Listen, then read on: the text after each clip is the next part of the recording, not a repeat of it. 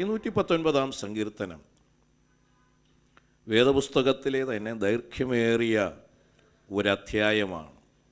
സ്തോത്രം.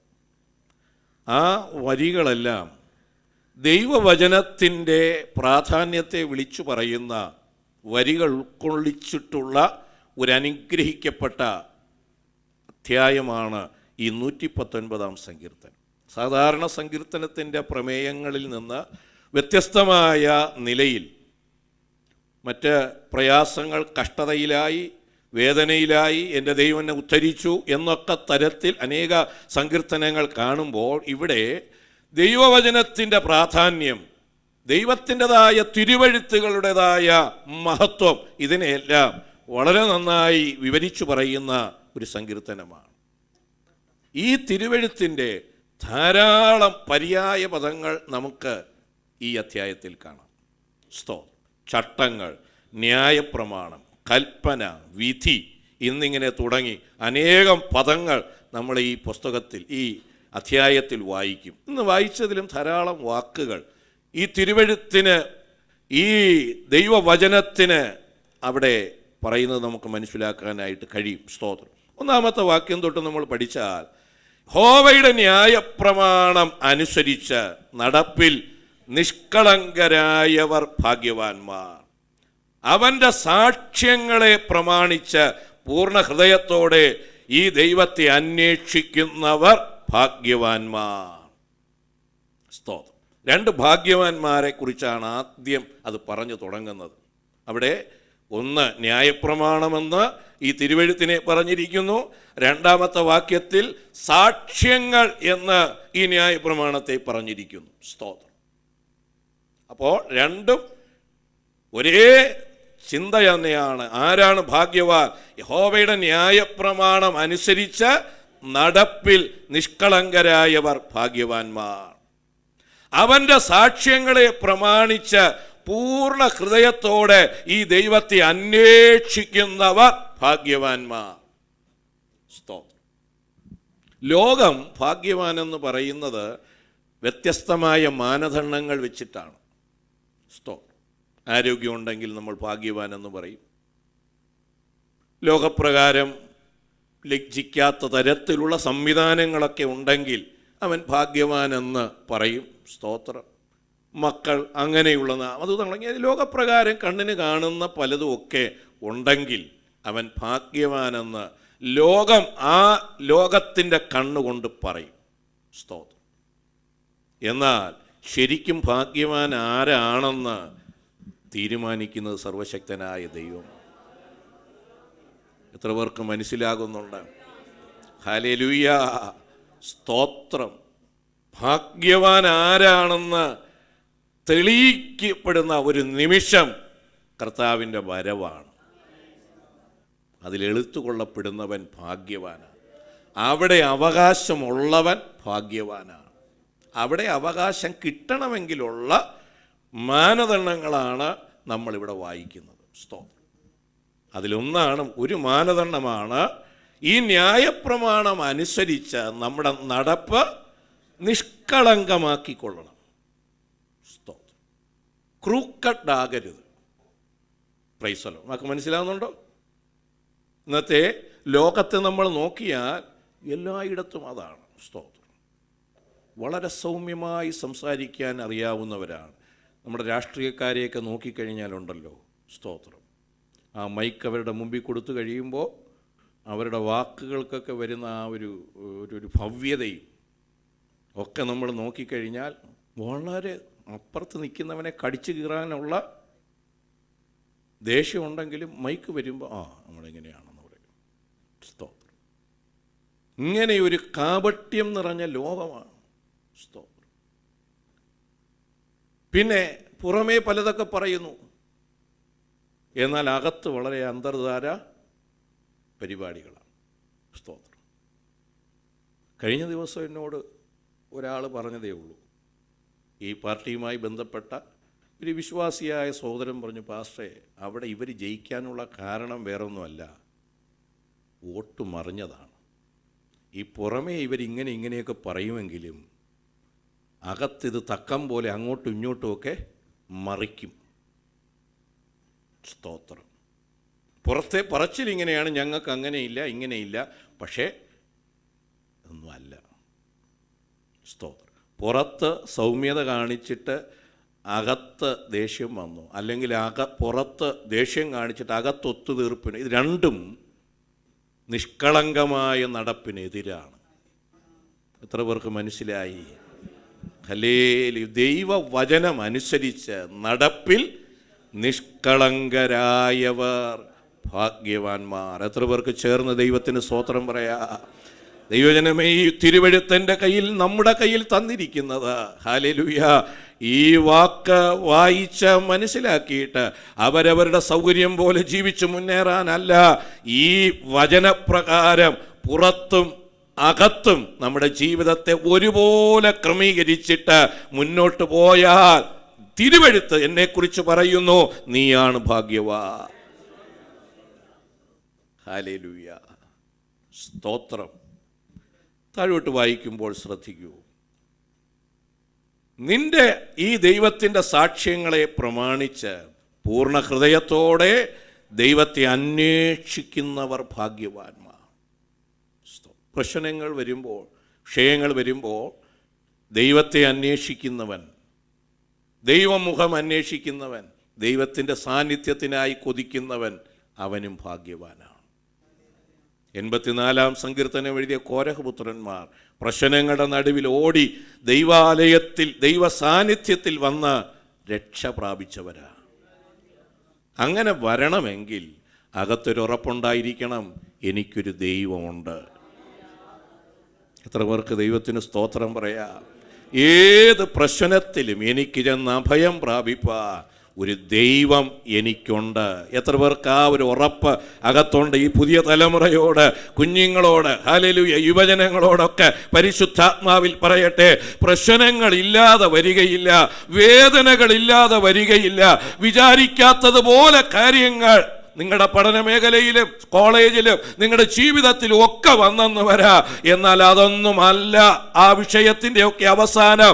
അതിന് പരിഹാരം വരുത്തിത്തരാമെന്ന് വാക്ക് പറഞ്ഞ ഒരു സർവശക്തനായ ദൈവമുണ്ട്. എത്ര പേരത് വിശ്വസിക്കുന്നുണ്ട്? ഹല്ലേലൂയ.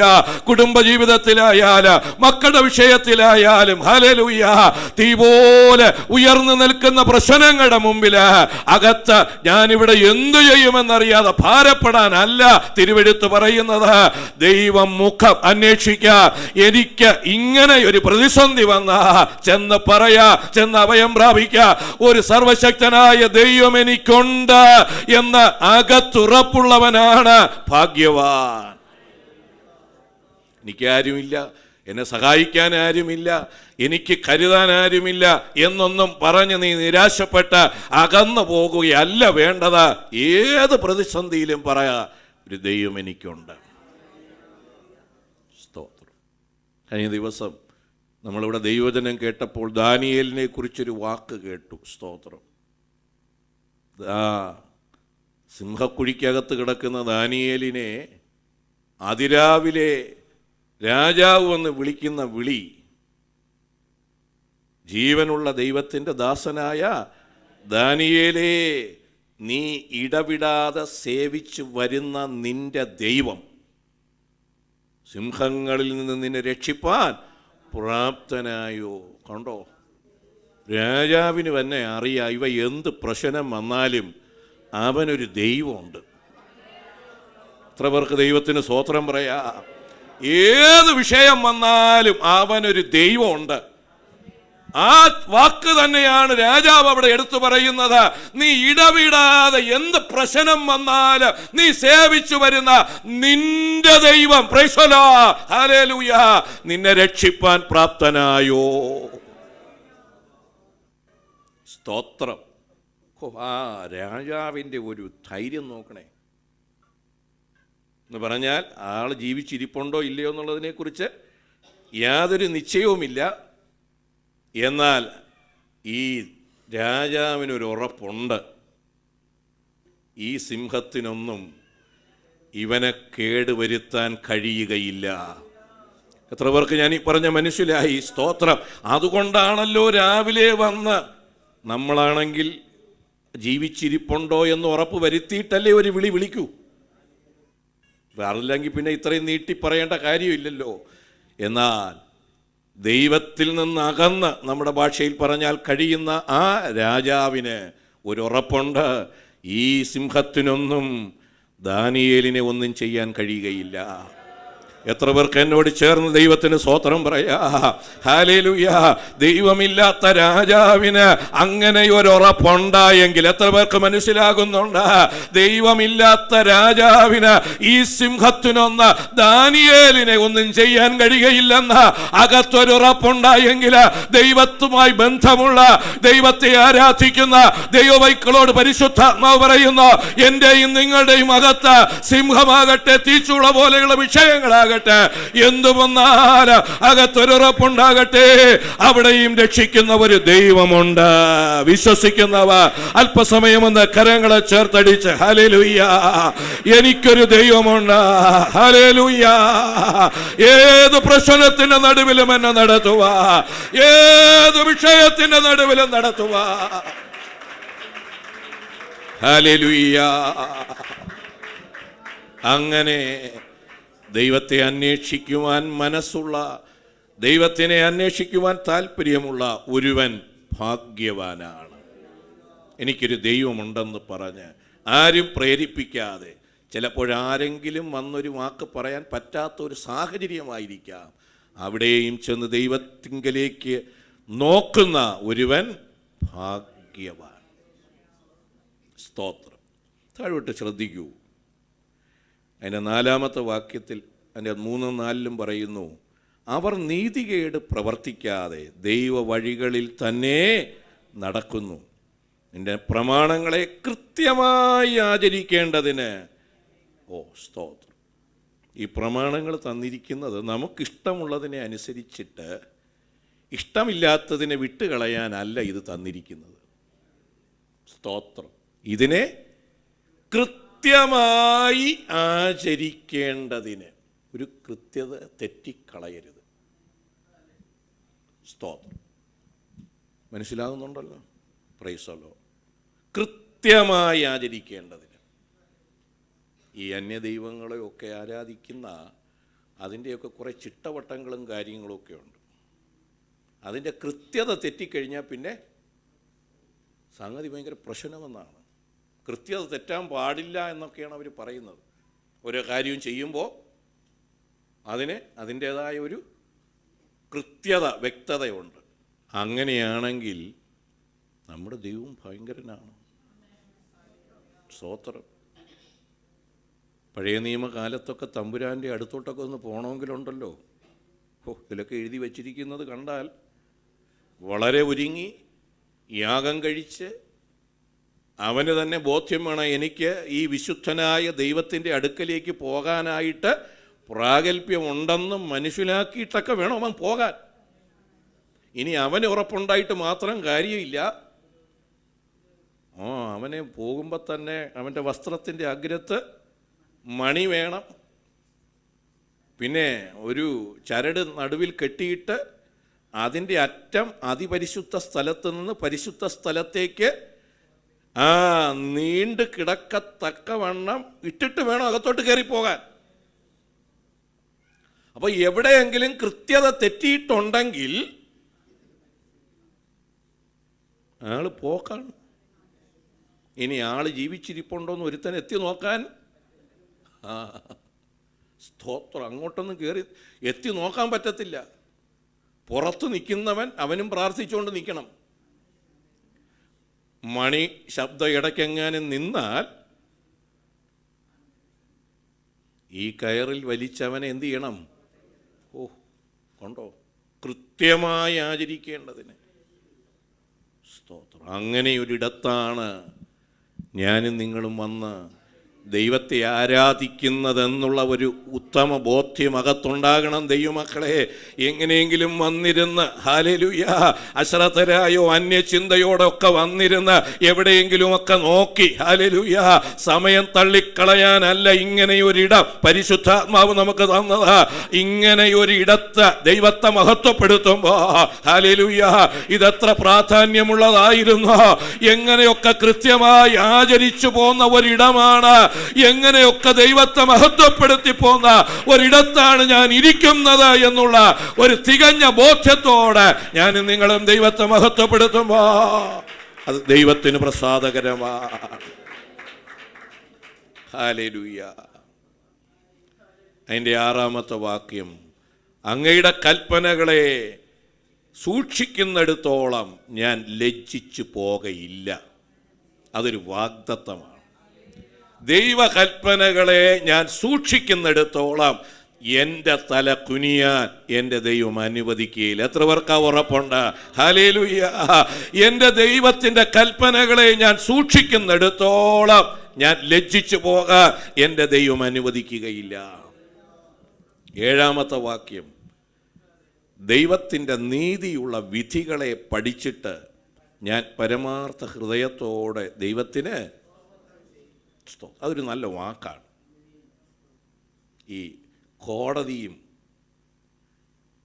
അതുമായി ബന്ധപ്പെട്ട് നമുക്ക് പഠിക്കാൻ കഴിയുന്ന ഒന്നാണ് സ്തോത്രം. അവിടെ ഈ തിരുവെഴുത്തിന് പറഞ്ഞിരിക്കുന്ന മറ്റൊരു വാക്കാണ് വിധി. സ്തോത്രം. ദൈവം വായിൽ നിന്ന് പുറപ്പെടുവിക്കുന്ന ആ വാക്കുകൾ വിധി. സ്തോത്രം. ജഡ്ജ്മെൻ്റ്. അപ്പോൾ നമുക്കറിയാമല്ലോ, ഒരു പുതിയ കേസ് വാദിക്കുമ്പോൾ ആ അഡ്വക്കേറ്റ് എന്തു ചെയ്യും? പണ്ട് കാലത്ത് ആ സമാന കേസുകളുമായി ബന്ധപ്പെട്ട എന്തെങ്കിലും ജഡ്ജ്മെൻറ്റ് വന്നിട്ടുണ്ടെങ്കിൽ ആ ജഡ്ജ്മെൻ്റ് ഒന്ന് പഠിക്കും. ആ കേസും ഈ കേസുമായിട്ട് എന്തെങ്കിലും ബന്ധമുണ്ടോ? അപ്പോൾ ആ ജഡ്ജ്മെൻറ്റിനെ പഠിച്ചിട്ട് ഇതെന്ത് ചെയ്യും? വാദിക്കും. അപ്പോൾ അവിടെ പറയും, സുപ്രീം കോടതി ഇന്ന നമ്പർ ഇന്ന കേസിൽ ഇതുപോലെ സമാനമായൊരു കേസിൽ ഇങ്ങനെയാണ് വിധി പുറപ്പെടുവിച്ചിട്ടുള്ളത് എന്ന് കീഴ്ക്കോടതി പറഞ്ഞാൽ പിന്നെ കീഴ്ക്കോടതിക്ക് ഒന്നും ചെയ്യാനായിട്ട്, കാരണം അവിടെ അങ്ങനെയാണ് അതിൻ്റെ വ്യവസ്ഥ. ഇവിടെ സങ്കീർത്തനക്കാരൻ പറയുന്നത് ഇങ്ങനെയാണ്. ഒരു ചെറിയ വ്യത്യാസം അവിടെ ഉണ്ടെന്നുള്ളത് മാത്രമേ ഉള്ളൂ. അവിടെ വാദിക്കാനൊന്നും ആരുമില്ല. നമുക്ക് വേണ്ടി ദൈവം പക്ഷപാതം ചെയ്യുന്നെന്ന് മാത്രമേ ഉള്ളൂ. സ്തോത്രം. ദൈവത്തിൻ്റെ നീതിയുള്ള വിധികളെ ഞാൻ എന്ത് ചെയ്യുന്നു? പഠിക്കുന്നു. എൻ്റെ ജീവിതത്തിൽ കഴിഞ്ഞ നാളുകളിൽ എൻ്റെ ദൈവം ഇങ്ങനെയുള്ള വിഷയങ്ങളിൽ പുറപ്പെടുവിച്ചിട്ടുള്ള വിധി, ജഡ്ജ്മെൻറ്റിനെ ഞാൻ എന്ത് ചെയ്യുന്നു? പഠിക്കുന്നു. പഠിച്ചിട്ട് എന്ത് ചെയ്യുന്നു? പരമാർത്ഥ ഹൃദയത്തോടെ ദൈവത്തിന്. ഇങ്ങനെയൊക്കെ ഒന്ന് നോക്കണം. സ്തോത്രം.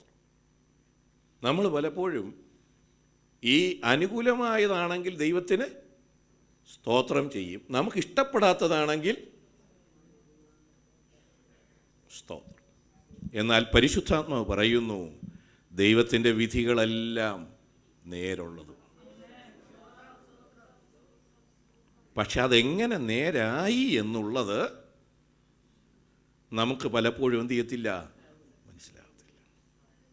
ദൈവത്തിൻ്റെ വിധി എന്തുകൊണ്ടങ്ങനെ വന്നു അത് പഠിക്കണം.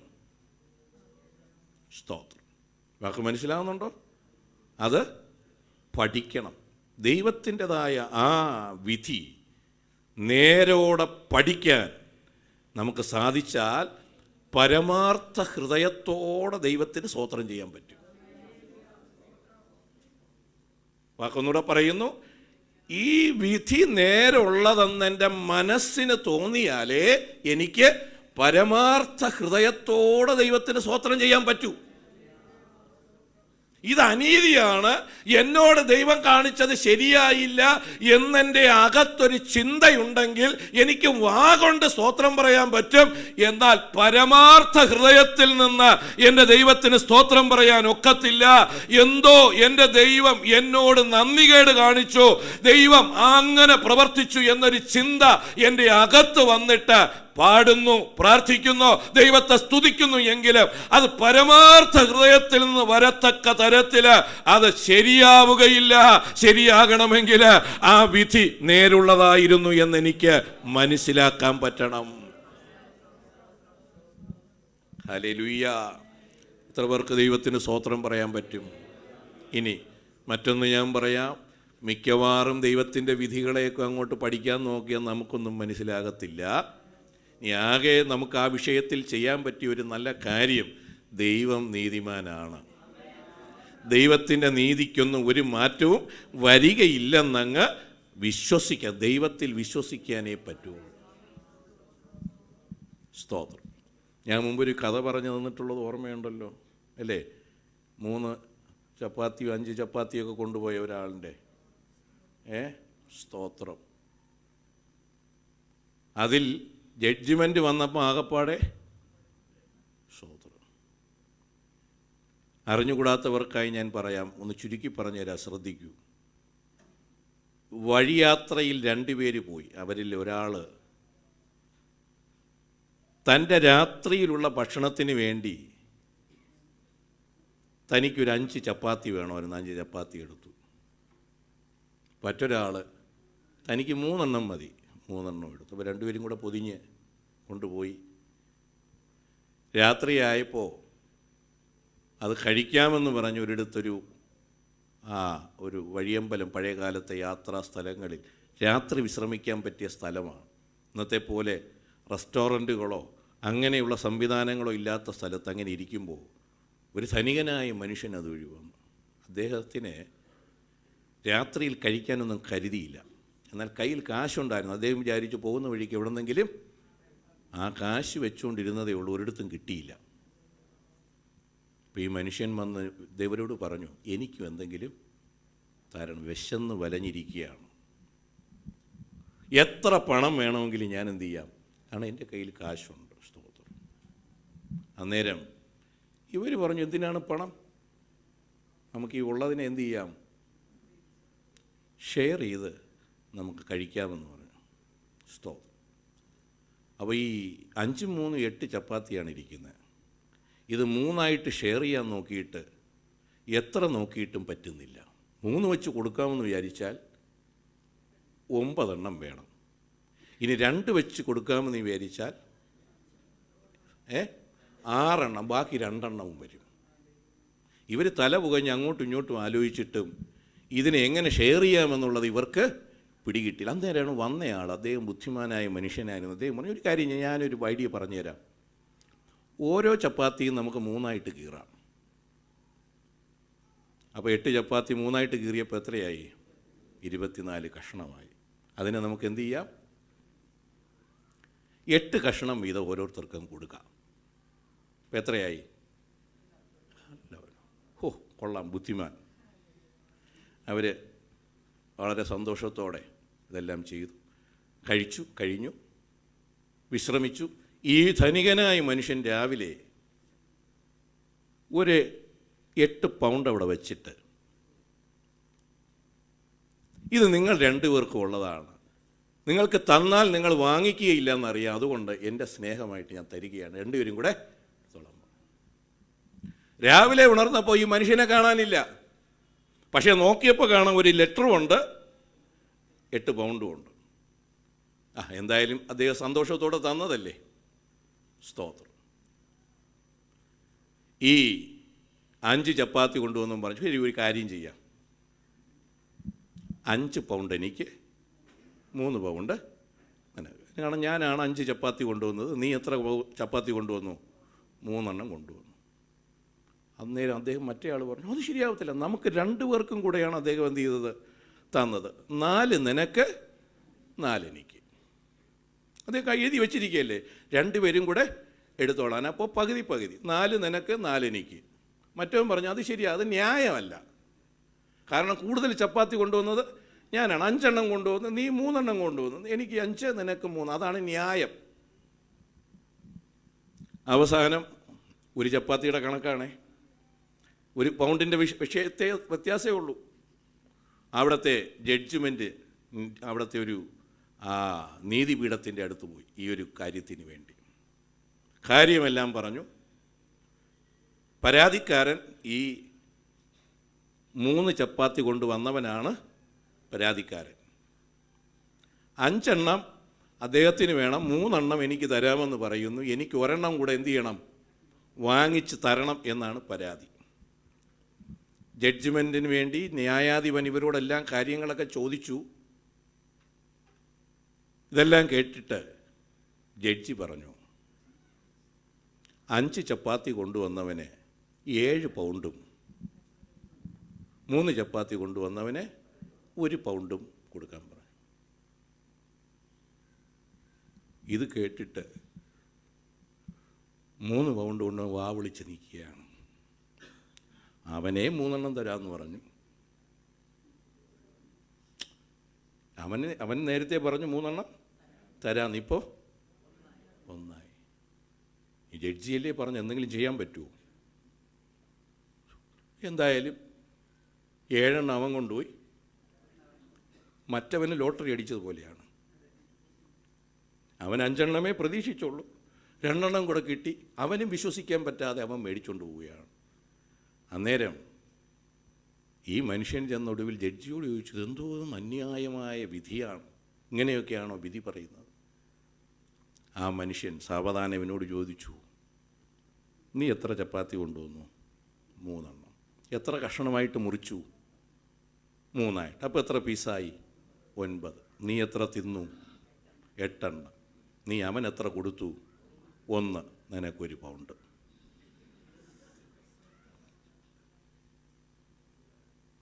സ്തോത്രം. ഇപ്പം കണക്ക് മനസ്സിലായോ? ഇതല്ലേ ന്യായം, നീതി? സ്തോത്രം. ദൈവമക്കളെ, നമ്മൾ ഒരുപാട് ചെയ്തെന്ന് നമുക്ക് തോന്നും.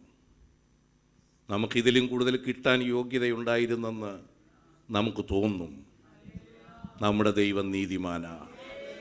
എത്ര പേർക്ക് ദൈവത്തിന് സ്തോത്രം പറയാം? അവൻ്റെ പക്കൽ അനീതിയില്ല. ഹല്ലേലൂയ. വിശ്വസിക്കുന്ന എത്ര ദൈവമക്കളുണ്ട്? ഹല്ലേലൂയ. ഇതിലും നല്ല ഒരു അഡ്മിഷൻ, ഇതിലും നല്ല ഒരു ജോലി, ഇതിലും നല്ല മറ്റൊരു ക്രമീകരണം ഒക്കെ എനിക്ക് കിട്ടാൻ യോഗ്യതയുണ്ടായിരുന്നു എന്നൊരു പക്ഷേ എൻ്റെ അകത്ത് തോന്നിയെന്ന് വരാം. എൻ്റെ തോന്നലുകൾക്ക് ഞാൻ എന്നെ വിട്ടുകൊടുക്കരുത്. ഏറ്റവും നന്നായി വിധി പറയുന്ന, ഏറ്റവും നന്നായി ജഡ്ജ്മെന്റ് പുറപ്പെടുവിക്കുന്ന ഒരു ദൈവമാണ് എൻ്റെ ദൈവമെന്ന് വിശ്വസിക്കുന്ന എത്ര ദൈവമക്കളുണ്ടെന്ന് കരങ്ങളെ അടിച്ച് ഉച്ചത്തിലൊന്ന് ദൈവത്തെ ഒന്ന് മഹത്വപ്പെടുത്തുക. മനുഷ്യന്റെ നീതിയല്ല, ലോകത്തിന്റെ നീതിയല്ല. ഹല്ലേലൂയ. ഏറ്റവും നന്നായി വിധി പുറപ്പെടുവിക്കുന്ന ഒരു സർവശക്തനാണ് എൻ്റെ ദൈവമെന്ന് ഇന്ന് പകൽ ഉറപ്പ് പ്രാപിച്ച ഹല്ലേലൂയ. Price the Lord. എൻ്റെ ദൈവത്തിൻ്റെ മാത്രം പേരാണ് നീതിമാൻ, നേരോടെ വിധിക്കുന്ന കർത്താവ്. ഈ വിധികളെ, ഈ ജഡ്ജ്മെന്റിനെ ഞാൻ പഠിച്ചിട്ട്, അത് പഠിക്കണമെങ്കിൽ അല്പമെങ്കിലും വചനമറിയാവുന്നതിനോ മനസ്സിലാക്കുന്നവനെ പറ്റൂ. ഞാൻ പറഞ്ഞല്ലോ, മിക്കവാറും നമുക്ക് പറ്റത്തില്ല. ആ സ്ഥാനത്ത് നമുക്കൊന്ന് പറയാം, എൻ്റെ ദൈവം നീതിമാൻ, നേരോടെ വിധിക്കുന്ന കർത്താവ്. ഒരു നീതികേടും എൻ്റെ ദൈവത്തിൻ്റെ വിധിയിലില്ല. Price the Lord. എനിക്ക് മനസ്സിലാക്കാൻ പറ്റാത്ത എന്തൊക്കെയോ അതിൻ്റെ പിന്നിലുണ്ട്. എത്ര പേർക്ക് മനസ്സിലായി പറയുന്നത്? എൻ്റെ ബുദ്ധിക്ക് ഉൾക്കൊള്ളാൻ പറ്റാത്ത, എൻ്റെ ബുദ്ധിക്ക് മനസ്സിലാക്കാൻ പറ്റാത്ത എന്തൊക്കെയോ വിഷയങ്ങൾ അതിൻ്റെ പിന്നിലുണ്ട്. അതെനിക്കിപ്പോൾ അറിയുകയില്ല, പക്ഷെ ഒരു നാൾ ഞാനത് മനസ്സിലാക്കും. പരമാർത്ഥ ഹൃദയത്തോടെ ദൈവത്തിന് സ്തോത്രം പറയണമെങ്കിൽ അങ്ങനെ എൻ്റെ മനസ്സിനെ നിയന്ത്രിക്കാൻ എനിക്ക് പറ്റണം. സ്തോത്രം. അല്ലെങ്കിൽ പാടാൻ പറ്റും, സ്തോത്രം ചെയ്യാനൊക്കെ പറ്റും, എന്നാൽ വെറും ആധരം കൊണ്ട് മാത്രമായി അത് ഒതുങ്ങിപ്പോകും. എന്നാൽ അങ്ങനെയല്ല ഇവിടെ പറയുന്നത്. പരമാർത്ഥ ഹൃദയത്തോടെ ഞാൻ എൻ്റെ ദൈവത്തിന് സ്തോത്രം പറയും. ഹല്ലേലൂയ. ബാലൻ തൻ്റെ നടപ്പിനെ നിർമ്മലമാക്കുന്നതെങ്ങനെ? ദൈവവചനപ്രകാരം അതിനെ സൂക്ഷിക്കുന്നതിനാൽ തന്നെ. സ്തോത്രം. ബാലനെ നടക്കേണ്ടുന്ന വഴിയിൽ അഭ്യസിപ്പിക്കുക. അവൻ വൃദ്ധനായാലും അത് സ്തോത്രം. ഈ തിരുവെഴുത്താണ് പ്രധാനം. ഇന്ന് പലയിടത്തും ഈ തിരുവെഴുത്തിനെ അഭ്യസിപ്പിക്കാൻ പലർക്കും താല്പര്യമില്ല. സ്തോത്രം. പറയാൻ താല്പര്യമില്ല. പല എക്സ്ക്യൂസുകളാണ്. ഓ, ചെറിയ പ്രായമല്ലേ, വളരുമ്പോൾ ശരിയായിക്കൊള്ളൂ എന്നാണ്. സ്തോത്രം. അങ്ങനെയല്ല, അഭ്യസിപ്പിക്ക. ദൈവവചനപ്രകാരം നടത്തുക എന്നാണ് ഈ തിരുവെഴുത്ത് പറയുന്നത്. നമുക്ക് ചെയ്യാൻ പറ്റുന്നതാണ്. യാതൊരു എക്സ്ക്യൂസും അതിൽ പ്രായം കൂടിയെന്നോ പ്രായം കുറഞ്ഞെന്നോ രോഗിയാണെന്നോ എഴുന്നേക്കാൻ വയ്യെന്നോ ഇതൊന്നും ഒരു വിഷയമല്ല. രോഗിയല്ലേ, അവൻ പ്രയാസത്തിലല്ലേ, പറ്റുന്നിടത്തോളം ഈ തിരുവെഴുത്ത് അവരെ അഭ്യസിപ്പിക്കാനായി നമ്മൾ ശ്രമിച്ചാൽ എങ്ങനെയാണ് അതിൻ്റെ മാനദണ്ഡം? തിരുവെഴുത്താണ്. ഈ തിരുവെഴുത്തുകളിൻ പ്രകാരം ഞാനതിനെ സൂക്ഷിക്കുന്നിടത്തോളം മുന്നോട്ട് യാത്ര ചെയ്യാൻ വലിയവനായ ദൈവം നമുക്ക് കൃപ തന്ന് നമ്മെ സഹായിക്കുകയും അനുഗ്രഹിക്കുകയും ചെയ്യട്ടെ.